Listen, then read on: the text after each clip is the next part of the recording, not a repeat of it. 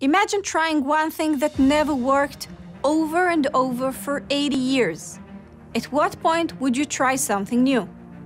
This is the story of the two-state solution. Let's recap the major attempts. Early in the 20th century, the collapse of the Ottoman Empire and World War I led to a division of the Middle East into states.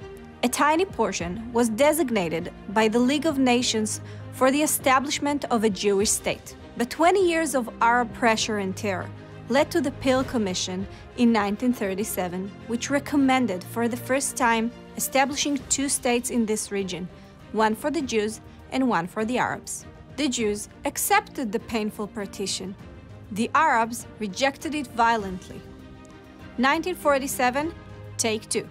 The UN proposes a two-state solution. Once again, the Jews said yes, the Arabs said war. 1967, a failed pan-Arab attempt to destroy Israel ends with a remarkable Israeli victory and control over Judea, Samaria, and Gaza. The two-state solution returns in many different forms leading up to the Oslo agreements of 1993.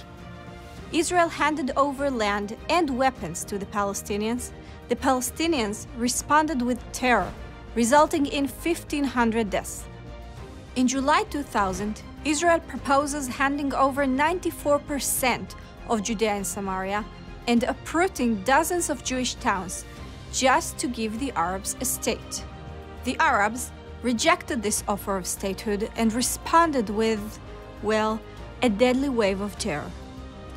In 2005, the two-state solution was put to a test. Israel uprooted 8,500 Israelis from their homes and gave the Gaza Strip and northern Samaria to the Arabs.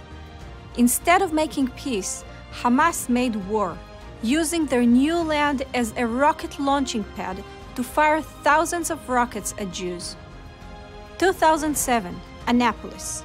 Israel makes one more failed attempt to reach a two-state solution. Today, the chances of the two-state solution succeeding are slimmer than ever.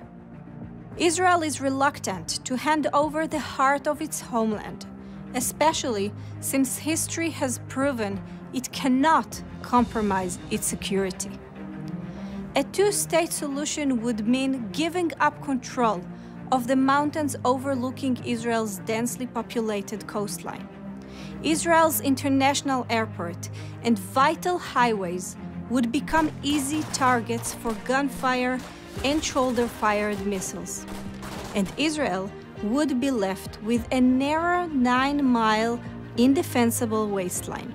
Israel would also not be able to give up the Jordan Valley, which is a vital geographic barrier against a potential military invasion from the east. Demographically, uprooting over 450,000 Jews currently living in Judea and Samaria would be not only immoral, but technically impossible. Remember, Israel barely managed to uproot 8,500 Jews back in 2005. In addition, the area between the Jordan and the sea constitutes one ecological system with shared infrastructures.